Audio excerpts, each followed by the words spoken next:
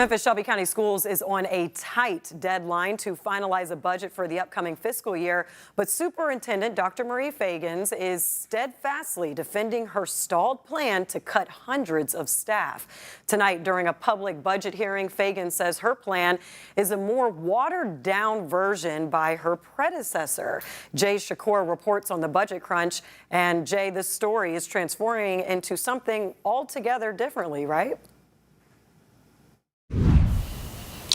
That's right, Pepper. Dr. Feagins defended her proposal to cut or reassign jobs from the district's central office, once again saying that office is way too bloated and there needs to be more resources directly in the classroom.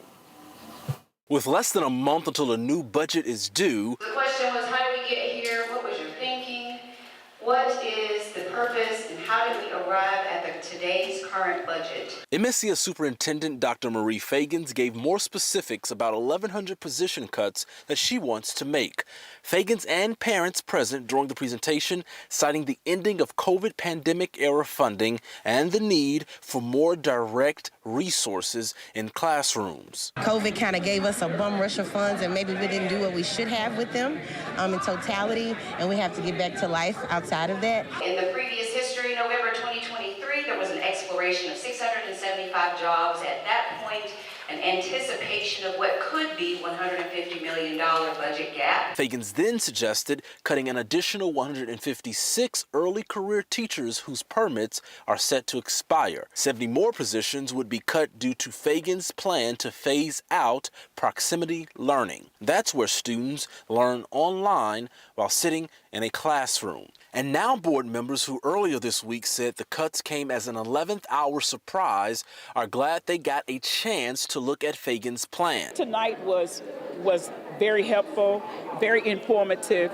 very detailed, and that's what we needed to see. You know, change is easy. Change is something that as a board we want to embrace change, but I think it's important that you show us. With some parents grateful for more resources being pushed from the central office to the classroom. I do think that being a classroom teacher before you trend up is absolutely necessary. I think it's a component that you just cannot skip around. Now, some parents I spoke to who didn't want to be on camera say they still have questions, and they'll have an opportunity to hopefully get some of those questions answered Tuesday right here at 3 p.m. where MSCS will hold their next community budget meeting. Live at MSCS headquarters, I'm Jay Shakur. It'll be interesting to see how that turns out, Jay. Thank you.